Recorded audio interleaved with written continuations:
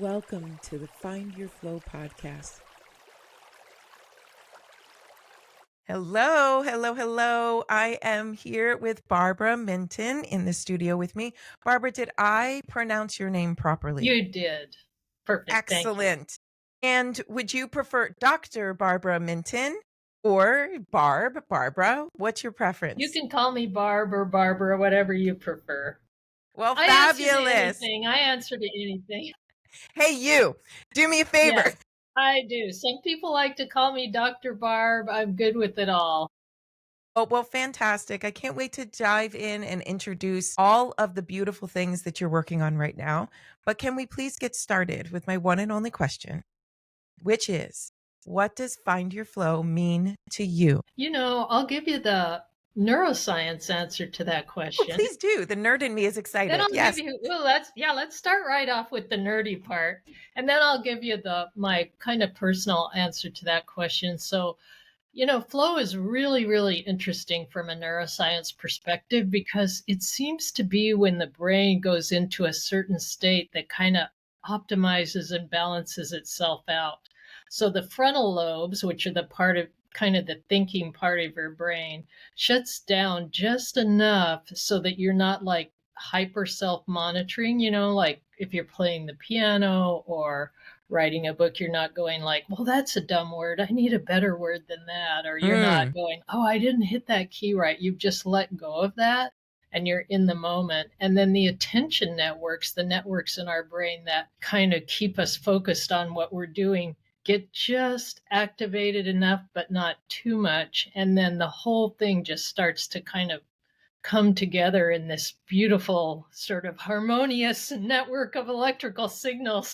And that is associated with flow. And so this sense that you're just immersed in what you're doing and you're being carried along and things outside don't really exist definitely has a neurological substrate that's associated with it. So it's super cool to see that. And then of course the question becomes, can we create that state for ourselves? Yes. But I will tell you just before we talk about that, in terms of my own personal experience of being in flow, you know, I would say for me, it's almost like flow finds me. I don't necessarily go out and create flow for myself. It's like I'll be doing something and then I'll be, you know, I play the very trendy instrument of pipe organ. Super popular. No shame in that. Yeah, and you know, maybe we'll talk a little bit about what does the pipe organ bring to the brain, you know, that other instruments Yes, don't. because it has baffled me. Yeah. I'm not even joking. Since I was a little girl, I remember going to close to us where we grew up. There was this huge organ concert, Christmas carol concert every year and light show. And people from the Philadelphia area will remember the Wanamaker building because it was several stories high and pipe organ being played. And when I was little, I would go and I would watch the organist and just be like, I don't understand. I don't understand the many levels of keys, the buttons, the pedals, what in the hell is happening here? I'm Yeah. just going to watch. It has a reputation of being the hardest, if not one of the top two hardest instruments to play. And that's a whole nother conversation. But, you know, a while back, I was in a big cathedral. Yeah, actually in San Francisco, Grace Cathedral, which is this huge, I mean, it's just a beautiful space. And I was in there by myself playing this organ. And all of a sudden it felt like I was sort of floating above. I was listening to the music being played, but I wasn't necessarily playing it. And things were just going on around me. And when you move into that sort of space, you know, it has this almost ethereal sort of otherworldly aspect to it. And, you know, that's just such a beautiful example of flow. And it isn't, you can go into that state doing many different things, right? So it isn't just music, but one of the things I focused on is how can we use music to get into the brain, into states where we're really optimizing ourselves for what it is we're trying to do. And this first album that we worked on was really plug it, lady, plug it. What's the name? What's the name and where can we find it? Many people are struggling right now. How can we use music to help calm ourselves down, Hmm. help us sleep better, help us with pain, things like that? But I think flow is such an interesting question. And I think there are things we can do to get ourselves in that state. And part of that is just getting our brain and our body settled so that we're open to moving into that state. Oh, I love that. All right. What's the name of the album? The album is called Calm the Storm. Thank you for that. Yeah. And the website is musicandhealing.net, not .com, .net. And listener, all of that will be in the show notes because Yeah. I've already listened to snippets, Oh, I'm curious. What did and you reaction? so I absolutely loved it. I absolutely loved it. And just to give you a little hint of why therapeutic music is so important to me, it truly saved and changed my life. Period. So I grew up playing piano. I absolutely loved it and would find that I would lose myself in playing. And that was probably my first exposure to, I guess, that flow state of being completely disassociated with what you're creating. But I always dreamed of playing a string instrument, always. And I don't know, I was in my 20s and I was actually in a church in Boston, in Faneuil Hall. And I was sitting in there during my lunch break, and it was a particularly difficult, challenging day. So I was in there to try and clear and settle and ground to get back in there and finish out the day. And while I was sitting in there all by myself in this beautiful space, my eyes are closed and I'm just sort of trying to breathe and let it all go. I hear the scrape of a chair and the wheels of a case. And I don't open my eyes. I just listen to all of these different sounds that are now coming into this cathedral and echoing and filling up the Mm. space. And all of a sudden, I hear someone playing a cello. And the music that filled the room brought me to tears, sobbing, just sobbing, sobbing snot. I had no tissues. I'm using my coat. And when the musician was finished, I cleaned up my face and I went up to say thank you. And it turned out that this musician was Yo-Yo Ma warming up Oh my for a God. concert at the Hatch that evening. And I said, thank you so much.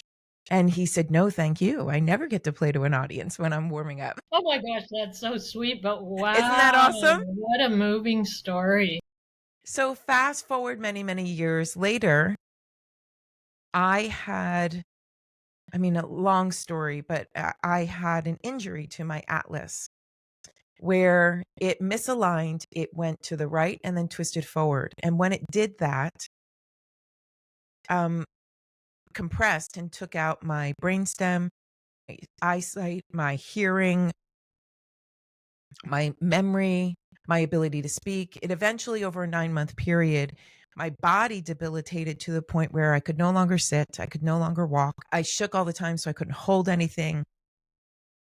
And that was my life. And that's what the doctors told me my life would be. And in a very broken space of mind, body, and soul, I had been to a chiropractor. I discovered a chiropractor who could help me, and she did. It was just that my body itself couldn't hold the adjustment. So I would leave the office with all of this hope. I could see, I could hear, everything felt sort of normal. And then by morning, after sleeping, my everything would reset to being debilitated. And so in a very low moment, I I had fallen to the ground. I was collapsed on the ground and I was sobbing and I was begging God to just take me. Just I'm done. I'm done with the pain. I am done with being a burden. Take the burden that is me. And in that state, I heard, you have all the answers you need. And I said, okay, that's wonderful. I have no idea what any of that means. The next two words that I heard were sound healing. Wow. I had never heard those words before, never put together, at least. And I said, okay, but I don't know what that is. I don't know what sound healing is. And like some sort of miracle, my iPad happened to be next to me. I have no clue how it got there. and I start blindly typing in sound healing and then blindly click on the very first thing that is there. And it is a chant, Ramadasa, chanted to Pachelbel's canon, Mm. accompanying it. And I don't know how long the sound healing lasted, but I laid there in a deep, deep meditative state. And when I came out, it was as if my whole body started to reset. The neurological changes that happened, you can't make that up. When I could see, I could then hear, I could then crawl to the couch, climb up onto the couch and go, what is happening? And it turns out that Ramadasa is a chant used for the nervous system to reset the Wow. nervous system, right? So then very curious, I'm sitting there on the couch and I'm like, okay, sound healing, check, got it. I'll keep that one in mind. Now what? And that same voice said, go to Facebook. And I was like, I mean, okay, it's peculiar, but okay. And I go to Facebook, and I've told this story many, many times. But for you, I go to Facebook, and the very first post is from a woman in a group I was not a member of. And it was a private group, and I never should have seen that post. But she writes, it's the Easter season. I want to help someone. Please message me if you need help. It was so simple. And I started shaking, and I was like, oh, I don't know what that is. You want me to ask for help? I need to ask for help.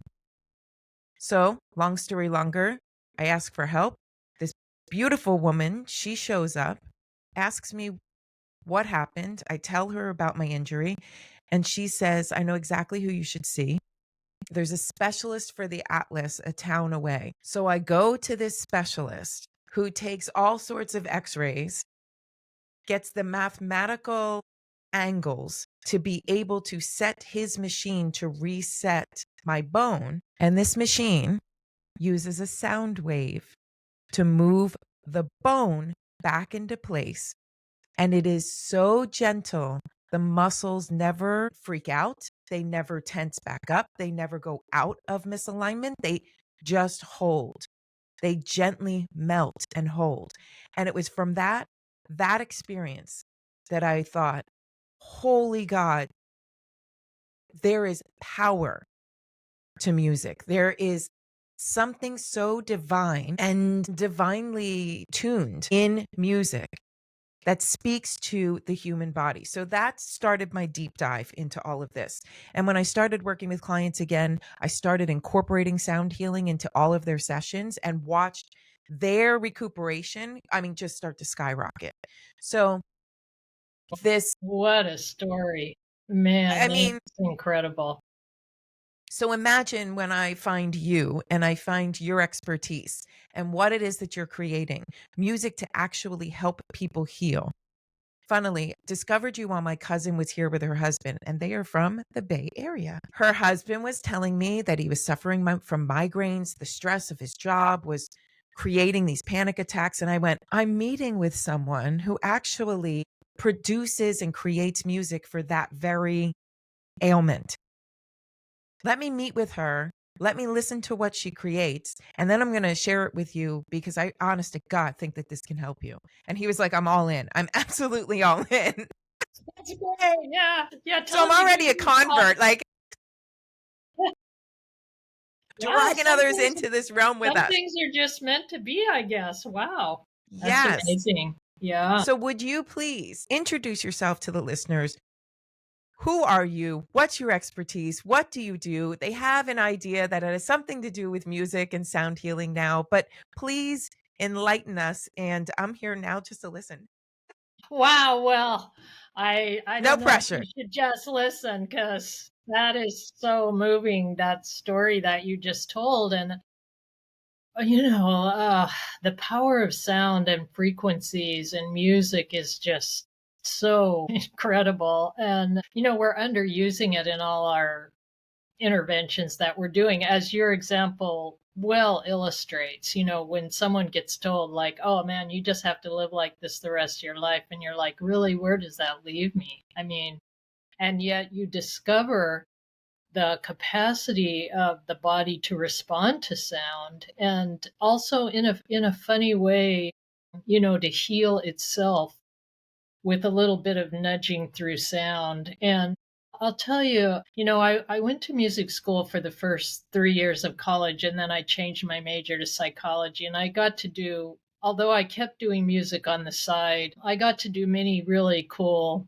other things in my career as a psychologist of over 40 years. And I'm still doing, kind of traditional talk therapy and things like that as a psychologist. But a few years back, I really, you know, it's almost like, I don't know, something struck me out of the blue. Like I just had to get back to this integration of music and neuroscience. I'm an expert in EEG, and I just was like, man, who else can work across these areas? Like Mm. I had been asked to write an article for a book on music and neuromodulation, which is basically, the big science word for how does music change the brain.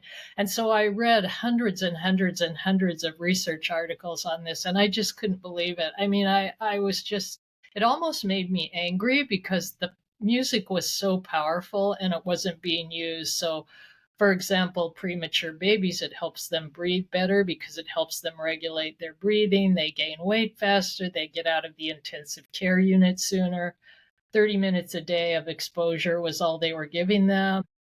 But how many neonatal intensive care units do you Right. know where they're using music? Music can decrease depression symptoms by 50 to 60%, which is better than medication in most instances. Why are we not using this? And I could just go on and on about these different studies. And I actually put together, I got so into this, I actually put together a 2-day workshop for mental health professionals and the public about this because I just got inspired about trying to get this information out there. And then I started thinking, if this is what music that we just find out there, in these research studies, the researchers are just picking out music. Oh, let's try Paco Hmm. Bell's Canon, or Yes. let's try, Yes. let's Like it try doesn't get Beethoven's any more Symphony basic. Number 3 was one of them. It's like, wow, millions of pieces of music out there. Why did they pick that one? It's a beautiful symphony. But I started thinking, look, I know EEG. I know the frequencies of the brain. I know the different patterns the brain fires in. Couldn't we write curated music like we know the brain's stuck in this state? We want it to come down to this state. We know that it entrains to music. In other words, it tries to copy Hmm. what is input. So, can we put in something that's more powerful and get a better effect? And so that's what started the current project that I'm working on. And I had been taking guitar lessons from my work partner now, Peppino D'Agostino, the guy's incredible. He's like this amazing virtuosic fingerstyle He really guitarist. is. I mean, he really is. Yeah, if anybody ever gets a chance to go see him, you should. It's just mind-boggling to hear him play. And of course, I'm like this beginner guitarist. I'm totally intimidated by playing in front of him. Not good Ding, for flow, not good for flow. ding. But I'm like, would you be interested in doing this project? And he's such a kind person, very charismatic, very warm, a deep listener. He's Mm. just a wonderful workshop and music partner because of that. Not all musicians have that characteristic. Some of them are kind of full of themselves and have to have everything a certain way. So, anyway, he said, yeah, let's give it a shot. And so I said, we need to there's many variables in music, right? So there's Oh, yes. timbre, which is the sound of the music. So, like a flute and a trombone can play the exact same note, but you will notice the difference in the sounds, right? So, there's timbre, there's tempo, how fast or slow the music is. There's the pitch, which is, the sound going up and down. There's a bunch of other variables. So I said, if people are in pain, so the pain network in the brain fires in a certain way, that your brain is firing in a certain pattern. If we put this other pattern in, the brain will want to go there and it will help take it out of that painful state. And so I was like, well, we can't go higher than this note, and we have to have it at this tempo, and we have to do this and Hmm. that. And he, basically composed music around those parameters. And then I took the songs and played them for people and imaged. So we recruited 10 people who had chronic pain or migraines or insomnia. And we played the music. We put an EEG cap on them, collected their EEG, which is the electrical, kind of emanations through the scalp from your brain firing. And we imaged their brain before and after the song. And you went to the website? I I have did. put, Yes. yeah, so I have a couple of them posted if you go to one of the pages and scroll down to the bottom. And then we played the song and then we imaged their brain again to see if it worked. And I was just like, the first time I did it, I'm still like that when I look at this data because, you can't fake data. You get It's on there. You're literally looking at a snapshot of, I don't know, divine intervention somehow. It's I just know. like this is the magic, and yet it's I was just just like, science. that's Like, that's kind of the reaction I had. I was like, "Holy cow! am I How looking can at this God? be?" What's happening here? Like opening some kind of a portal? Like, how can this be happening Right? in 3 minutes? Like, Right. and I'm not saying it's a treatment.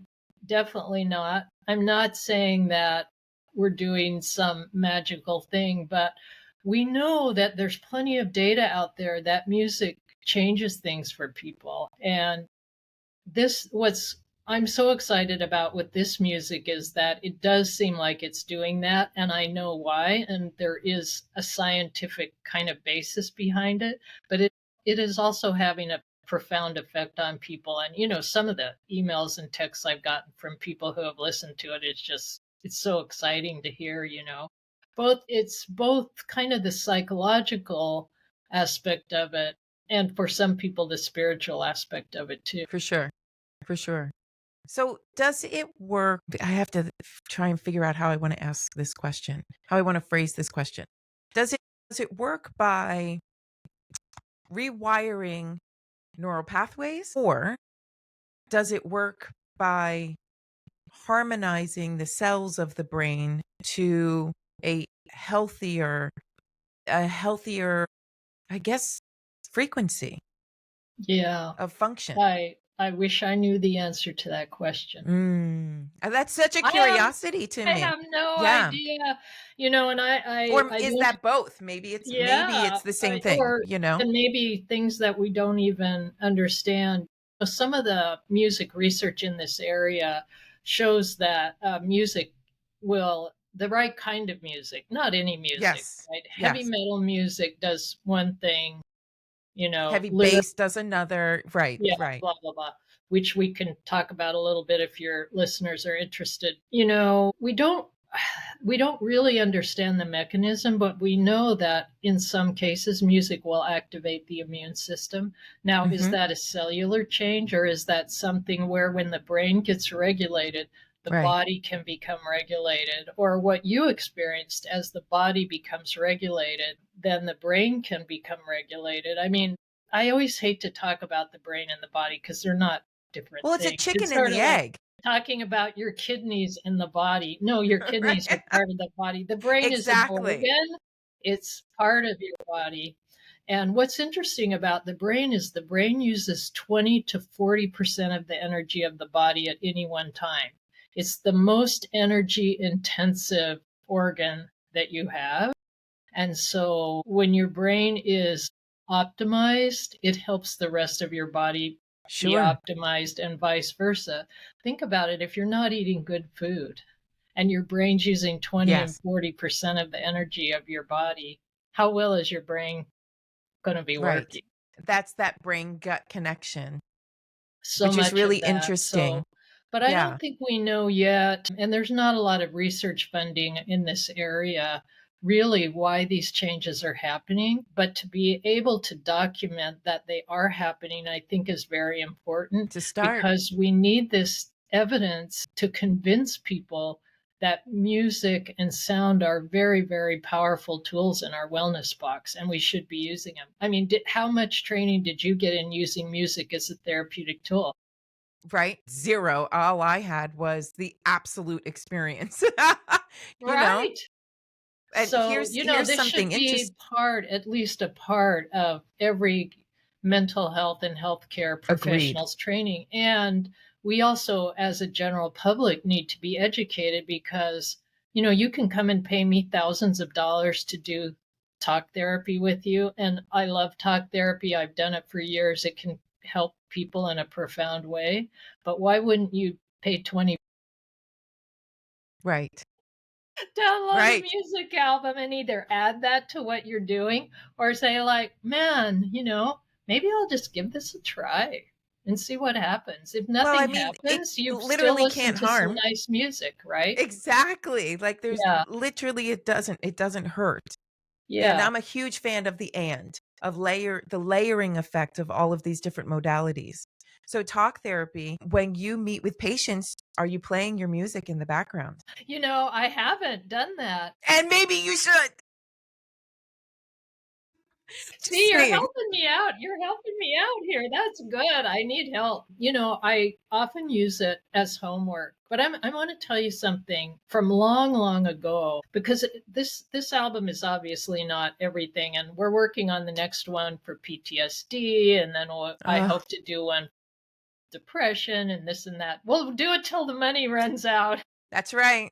Right, we'll see. But years and years ago, I had a client that was very suicidal. And what was so interesting about that is she found a song, and you know how I kind of call them anthem songs. I don't know what they're really Yeah. called, but songs like Amazing Grace or Let It Be, or these sort of classic generational songs. And she found a song, and every time she felt suicidal, she played that song. And it was one of these songs with kind of survival lyrics, like Mhm. everything's horrible, but I will survive sort of thing. Mhm. And, I'm convinced that song kept her alive. Like I created a supportive context for her in talk therapy, but it was that music that kept her alive. And that's, I think, when you find a song that whose lyrics speak to you, Mhm. it can change everything because the music itself drives that information deep into your brain and it becomes a part of you. Well, it, like, literally starts reprogramming your brain Yeah, for different messaging, different self-talk, which then programs you to seek out different in the world. And that newness then just boosts that cycle to keep on going. You get right, validated, you get confirmation, and then you get motivation to keep going in that direction. right. That's I the think strength of music. it is. And one reason, I wanted on this album to have music that would stand on its own so that the music itself was fun to listen to, because if Mhm. you enjoy listening to something or you can play it in the background and you find it soothing, that's um that helps you listen to it more. But I do want to say too, like, music can be bad for you. You have to watch out what you expose yourself to, right? So Well, let's say that's just you it. Where there's good, there is bad, two sides to every coin. Or yeah, where, and that was the crux of, I guess, my curiosity into digging even deeper into music as therapy, because I kept reading all of these articles about heavy bass music destroys, completely explode a human cell. Yeah, I believe that. I've been at concerts. You can actually feel your brain pulsating. You can feel your body pulsating. I grew up with a deaf cousin who would turn up the bass very, very loud and just put his hands on a speaker. And then he would explain that this is how I feel the rhythm. This is how I feel the beat. So all of this has like been in my head for a very, very long time.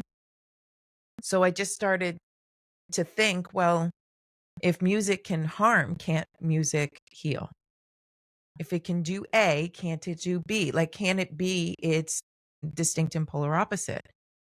So that makes perfect sense to me, that you yeah, have to be very discerning to what it is that you're listening to. And to your point, the lyrics. This is subliminal messaging, all being programmed into your brain for what you then seek out in the world, what you fill your life with, what you fill your day with, the people who come into your life, all of these things, all Mhm. because of what you are subliminally programming your brain to then search for. Yeah, and I really feel now, I don't know this for sure, so this is just something I'm thinking about, that it isn't the music itself that's good or bad, it's the match between the music and what it is you need. So, for example, if you've Yeah. been through a breakup, I think it's good to listen to a breakup song, right?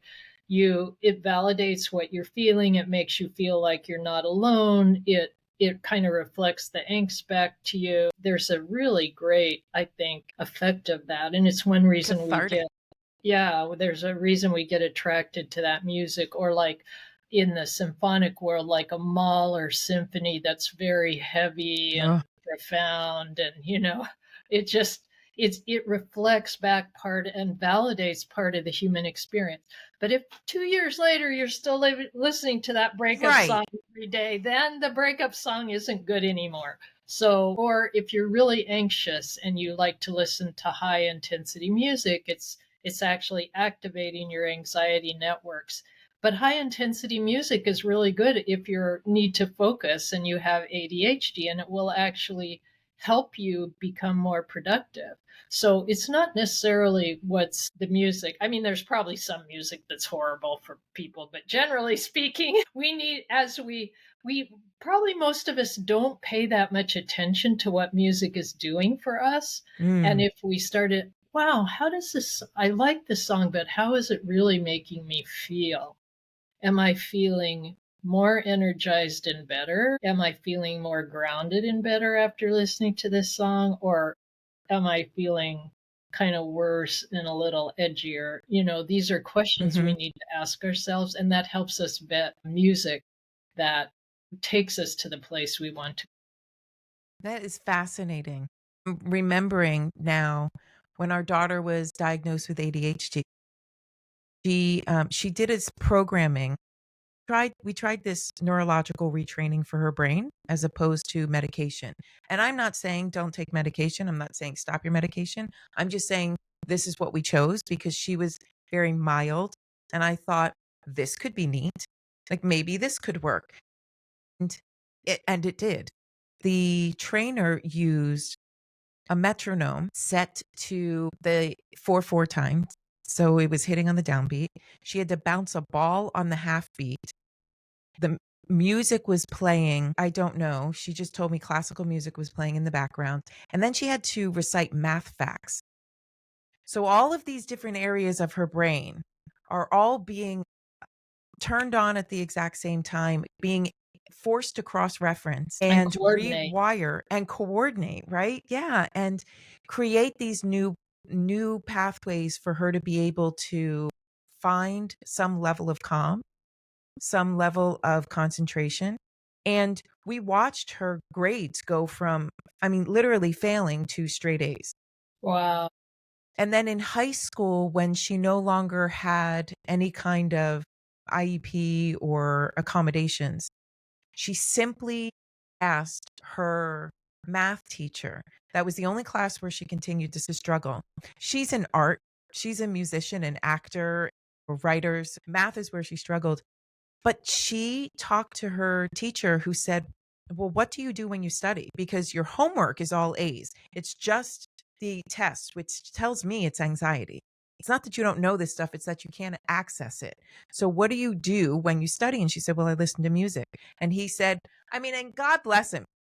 He said, "Well, then wear headphones. Play Yeah, music while you're radical, taking right? this." I mean, totally like, Yeah, what?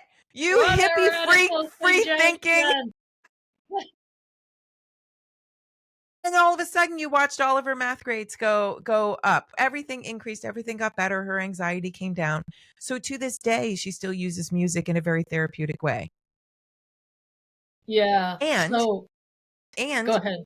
I wanted to share with you or ask if you're aware that Tufts University has done a test, has done a study on the effects of music on cancer cells. I haven't seen that particular study.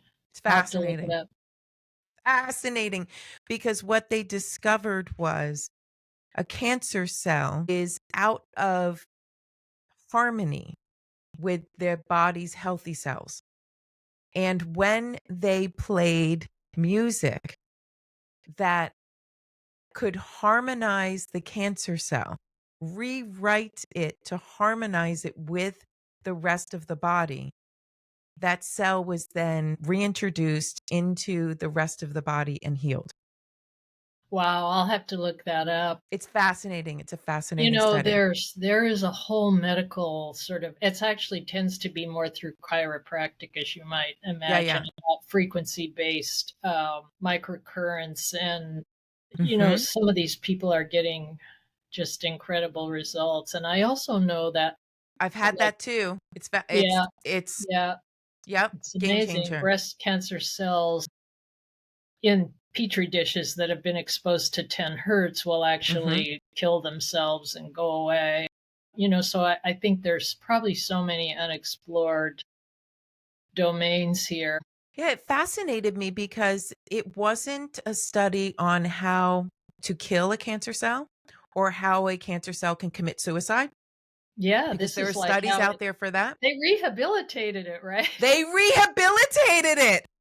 They Yeah, were like, I love "Oh, that. no, we do love you, come on back." They said they went in with this premise that the cancer cell is just outside of the norm, right? So it's like you have this Yeah, community and you have this one person who doesn't feel like they belong. The very emo cell becomes a cancer cell and then recruits other cells to join its little clique.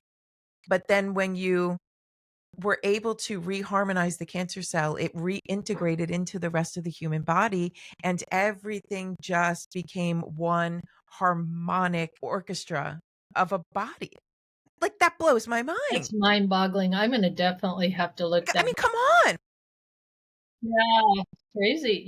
There's so many levels of this, like, what got me onto this migraine thing was I had read an article, and these neuroscience articles get very esoteric. But I read an article, so I'll try to explain this in They're non as. heady. Yeah, they're very, very Well, yeah, I know all this jargon, all these jargon terms, but the basic thing they had said is that migraine is a dysrhythmia, and that basically means, like, if you look at your brain as an orchestra, the different parts of the orchestra Mhm. are not they're not syncing up anymore. So No one's one watching the part of the conductor, brain, everybody. yeah, yeah, one part of the brain fires too slowly, and when that Mhm. part fires too slowly, it's like if the violin started to play at a slower tempo and the rest of the orchestra's trying to keep its tempo, but the piccolos are like, well, I'm supposed to play with the violin, so then they start trying to play, and then everything gets messed up. And I'm reading this article and I'm like,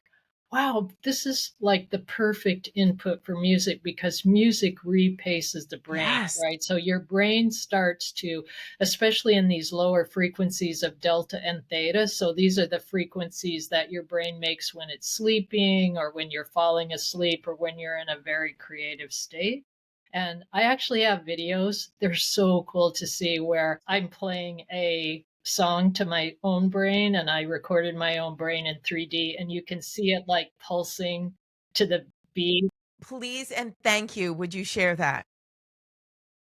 And then I was like, holy cow, I have to get some other people. So I recruited 5 other people and brought them in and Damn, watched, I and would you have can been see there in it a like this. heartbeat. Yeah, so I was like, I think, like, why not try this with migraine? Like, even if it just takes a Mhm. couple points of pain away, wouldn't it be worth it? Because your medication might give you something, and so, there's so many just fascinating applications of this when you start to look at it, that it's just kind of mind-boggling about what you can do. And what's nice is that we now have, like, a lot of neuroscience information. Neuroscience has just exploded in terms of what we Yeah, understand about the brain now. And because of that, I think we can use that to kind of do more curated work, like just what your chiropractor did with you. Like, that probably, those ideas really came out of science, and then some courageous person made that application. that's right. Because it's not that easy to be the person that's out there doing something different. But I think that's just so exciting because sound and music, they're so benign, right? Like, what's the side effect? There's I mean, literally, like, whereas none, medications and many of these right? other interventions that we do have many, many side effects to them. And then you take more medication for all the side effects, Yeah. which just starts this compounding effect of who knows what. Well, I'm sure, sorry, got a motorcycle going by outside. I'm sure, I kind of liked that. yeah, it's a little like, The uh, funny thing is I don't know if that'll even show up on the recording okay, good. because, like, Riverside here will remove background sound. Oh, good. So the only thing the listener will hear is our reaction to that. Which is, talk about sound. So, one of the really interesting things about sound is we have a thing in our brain called the salience network, and the salience network pulls your attention to something outside you. So, when you hear a big sound, like a motorcycle goes by or something, a clap of thunder happens, you orient to that, and it's a survival thing, right? It's like, is this dangerous or not? No, it isn't dangerous. Let me get back to the show. But music also does the same thing, so you can actually activate the salience network by using certain types of construction in music. And the reason I Ooh, bring this up is because you mentioned ADHD. And in ADHD, so the salience network, which tells you what is salient, what is it you should be paying attention to. When you think about this, when you have ADHD, your salience network isn't quite where it should be, right? It either thinks everything is salient so that you're like constantly distracted, which is good. They call ADHD the hunter mind. I don't know if you've heard this. So no. people with ADHD, think about this. People with ADHD if you're a hunter, you're going to be, if you have what we call ADHD, you're going to be the best hunter there is, right? Because you're going through the woods, you hear every little twig snap, you pay attention to everything in your field of vision. So jobs Fascinating. or activities that require a lot of monitoring of Hmm. information out there, people with ADHD are really, really good at. So, our culture, Yes. our That culture explains our wants daughters yeah, so our well. culture wants everybody to sit still and be compliant. And Right. so, we can argue, is ADHD really a disorder? But that's another whole topical conversation. Or is it just a mismatch between what the person neurologically brings to the table and what our culture is requiring? But regardless, back to the salience network in music. When there's a really great little study where they played music to kids with ADHD while they were reading. This is perfect example of what happened Hmm. with the water, and their reading comprehension actually went up.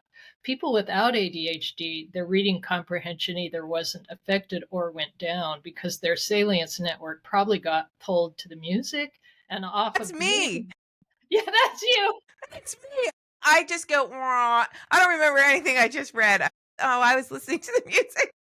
Yeah, and musicians are terrible at this. Like, you'll go into a restaurant with a musician and they'll be like, "Can you ask them to turn the music off because their brains are so yeah, they're completely their salience network is like there's music playing, I should be listening to that." And Yeah. musicians' brains are different that way in many ways actually from other people. I think this is another way of using music is when you start to understand how music can work with your salience network, how music can work with your sympathetic, your sort of what we call sympathetic nervous system activation, which Hmm. is the calming or the hyping up of yourself. There's many, many of these variables. And I mean, it's just, it's really such an exciting area because we should be able to write music to do all these things to help us out. And then it's not only that, it's like fun to listen to. So why not? Completely agree with you. This is like my heart in an episode. I love it. I absolutely love it. I'm so glad. I am. I'm a huge fan of using music in all different types of ways. You just literally explained our daughter and why she's much more comfortable in a cast or on a stage because she literally has to pay attention to the 5 million things that are going on at once. It's also why she's an incredible stage manager. Oh You my know, gosh, what yeah. everybody is juggling, she is just like it's fantastic. And funny story. So I have played cello for because that day in the church, I made a Yeah. promise. I said, "Okay, I vow if if the sound of the cello can move me that much, I promise to learn to play one day." And I did. So our daughter, when she was diagnosed with the ADHD, we immediately got her, well, no, I shouldn't say that. She has been playing violin since she was 5. She just showed an interest in it, so we took her to a teacher who said, I don't know, she's 5, but she could play at the age of 5. So Wow. he was like, "I'll take her on as a student." And then fast forward, I don't know, maybe she was 8 years old when she was diagnosed with ADHD.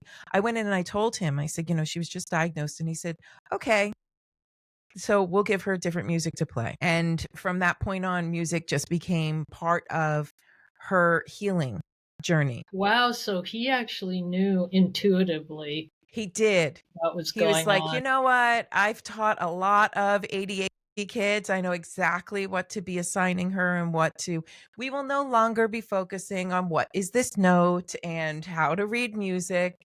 That will come. Don't worry about it. We're going to actually just focus on her playing now." And she I mean skyrocketed from there on out. But that introduced me to cello. And I said, "Well, Wow. I'm going to start to learn cello now." They tried to get me to play the viola, and I said, "Yeah, I'd rather just stick with give me a bass instrument, give me something big," which I absolutely loved because you could feel it. You can feel the cello move through you, that sound, and that's what I loved. And from there, playing in small orchestras and quartets, and then having to learn to follow a conductor. So what you described, all this asynchronous playing going on. I Yeah. asked the conductor one evening, I said, "So I'm sitting here and I'm trying to play, but I hear," and I was first chair. So I was like, "But I hear the rest of the cellos are a half note behind, and then the entire rest of the orchestra, I don't know where they are. I honest to God, I don't know where they are. Do I listen to them and try to catch up to them? Or do I follow you?" And he goes, "Lisa, follow me always. Just follow me." And I was like, Yeah. "Okay, it's really hard though." Drag them along, yeah. I said, "It's really, really hard because all I can hear is them. I don't, and I didn't play with my eyes open and I could feel his beat. I could feel his baton. So it took everything out of me to not listen and to just watch him and to focus on him. I had a headache at the end of that practice. I had to go home and lay down. I was exhausted. And I was like, "Please, can we just get it together so that I'm not suffering anymore?" That's actually such an interesting example because I think it shows what happens to the brain when it's being asked to do a task that Mm. it's not default. You wanted to default to one thing and he was asking you to make your brain do another thing. And so essentially you were retraining your brain in real time. And that actually is exhausting. Oh, yeah. And what's interesting about this, so there's this term. Well, first of all, I'd love to hear you play the cello. Oh my So gosh. I Thanks. want to hear that. Second, there's this term in music, polyphonic or polyphony. That means like many voices are going at once. So in an orchestra, piccolos are playing one thing, the trombones are playing another, the violins are playing another, the basses are playing another. So you have all this stuff going on at once. Well, what it turns out is that choral singers and oddly pipe organists tend to tend to have different brains, and it's from experience. I highly doubt that people were built this way. So, experience does change your brain, obviously, we hope, because you're tracking many voices at once and the brain starts to switch very quickly. So with pipe Mm. organ, you have 3 or 4 manuals. Each manual has a different sound on it, plus your feet are going, both hands are going, plus you're pulling off and on the stop. So you have a technical thing going on at the same time. You're And a it one-man trains your band. brain. And chorals, think about choral singers. I mean, I Yes. think it's similar to what you described, right? Like you're both trying to sing your part, but you're also listening around to blend in. And I'm Yes. sure Yes. bands like the Beach Boys, who had that sort of integrated choral sound to them, had that same thing. Your brain is tracking many streams of music at once, and they're registering in your auditory cortex, but they're also enlivening the frontal part of your brain and the back part of your brain in order to get all this stuff done.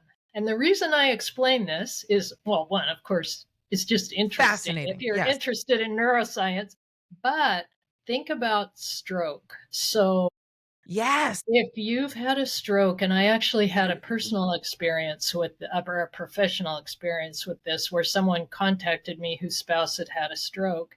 And if you know where that stroke is in the brain, so you say, well, can you get the, report, see what part of the brain is affected? You can actually find music that requires activating that part of the brain as the music registers. And so there have been some studies on this, but I mean, when you have a personal experience, it's just so dramatic. And I so in agree. I this had a case, I said, client, a stroke listen, client. listen, I think this particular type of music will work. Don't give him music that he already knows and enjoys, because that doesn't activate anything new, right? That's known pathways. So here's some other music. Have him listen to this music. And she had him immerse in this music. And the guy, I mean, the next day he got up and walked and nobody could believe it and all this stuff, because music, even if you don't move, music activates the motor cortex in your brain. And so gets back to this idea again that you can curate music for a specific purpose. If you know about the brain and you know about music, you can match those two things together. And to me, that's just so fascinating and exciting. I, oh my God. I know exactly what you're talking about because as I was experimenting with all of this in my studio, I had a woman come in. She had had a stroke and I was thrilled to pieces that she was getting in to see me within that first 3-month window. Hmm. So I was like, yay, we've got a brain that's still trying. Yeah. So her husband brought her in, and the nerd in me, just started to do a deep dive. I said, what part of her brain was affected by this? What limitations to her motor skills, so that I can set the space up to support her as best as I can. And she had had her stroke. She couldn't use her left arm. She had limited capacity to walk. She was with a cane. And I had stumbled upon or divinely led, whichever you choose. But I found this music and I was like, okay, I'm going to download that. I'm going to play that. And then I'm going to have some peppermint and some lemon and some orange in the diffuser. So let's get the nose and the aroma therapy going. That to stimulate some memories going on in her brain, combined with the music and then the movement. We watched her hand go from a closed fist to gently open to fully open to her arm having full articulation and movement. Wow. That's And amazing. then she too was walking with no cane. Her husband just sort of walked next to her, and that was enough. Wow, that's And incredible. I mean, I sobbed when they left. I kept it together until they left, and I was like, "Well, I'll see you. I'll see you next week." I mean, because it's just Yeah. These are profound experiences. And, yes, like, I'm not saying music does that for everybody, but for certain brains and certain people that are ready, or they're just on that yes, threshold and they need yes. something to push them over the top. And I just want to briefly talk about photobiomodulation, because your stroke case reminded me of that. So photobiomodulation is actually using light that pulses at certain Yes. rates. So it has a tempo, what I would call a tempo in music. And the cells of the brain take this light in as energy, as food essentially. It activates the mitochondria. And so these are other ways that you can combine, for example, light and tempo. Mm-hmm. That's why I think this idea of using these things synergistically that you brought up is so important. And I use many modalities in my office. I mean, I do talk therapy, I do neurofeedback, I do Is that the transcranial direct EMDR? current stimulation. Is Is that that EMDR? no, The pulsating EMDR is light? something different. So neurofeedback is actually a brain computer interface where you put sensors or electrodes on the scalp and you monitor the brain waves, and as they oscillate towards normal you reward the brain. So either you're watching a movie and it's really dim and it brightens and the brain's like, I like it when it's brighter like that, I'm going to figure out how to change myself to get it to be bright. Or you listen to music, obviously I use music that also entrains in the direction we're trying to go, so you listen to music and the music gets louder and the brain likes the music loud, so it will change itself. So if you're training, for example, anxiety network, every time the anxiety network starts to calm a little bit, the music gets louder. The brain likes that, so it learns to calm itself down to hear the music. And it's super cool. So, these are ways of using treatments together. And there's actually, you can actually train a migraine network in neurofeedback. So if you think about if you have PTSD and you need, many people with PTSD, it's really important to tell your story, but you can Mm, also train your brain because your neurological circuits can get stuck in firing in a certain pattern. sure. So if you combine talk therapy, neurofeedback, music, yoga, you go to yoga a Mm-hmm. couple times a week, all of a sudden you start to have a web of healing around you that can change everything. That just a web of healing. It just feels so encompassing, doesn't it? I mean, it's like you're Yeah, building your own little nest and you get exactly. your safe Yeah, your own cocoon. little nurturing container, really. Yeah. And this is something, I grew up in the West and, we have this big kind of pull yourself up by your bootstraps and just push through. And many, many cultures have this, some Mm-hmm. more than others. And I think this idea of being compassionate and nurturing ourselves and finding what we need for healing and giving ourselves those things is so important. And I think that's one message that we really need to get out there for people, that creating these healing, I don't know, symphonies or whatever you want to call them, webs or wraparounds, wrapping yourself in a healing environment is so important. I think that that's probably the most perfect place to end this episode, Okay. even though I really don't want to end this episode. But truly, I think that that's a beautiful place to end this. Thank you so, so very much, Barbara, Dr. Barb. Thank You're you for very being welcome. here. It's just Thank a you for your joy to talk with you. expertise. Likewise, absolutely likewise. Please continue to share what it is that you're creating. I love to support things that I know can help people. I love adding to this buffet of healing that listeners get to come to and take what works for them and keep trying new things. I love being able to offer possibility, and that's what you brought here today. Thank you so much. Thank you. Before you go, Find Your Flow is now on YouTube. Subscribe to Find Your Flow with Lisa Roche and set your notifications to catch every episode as they are released. Joining this beautiful Find Your Flow community allows your energy to be included in every healing meditation. So subscribe and follow. And if you enjoyed this episode, please be sure to share it with anyone else you think would enjoy it as well.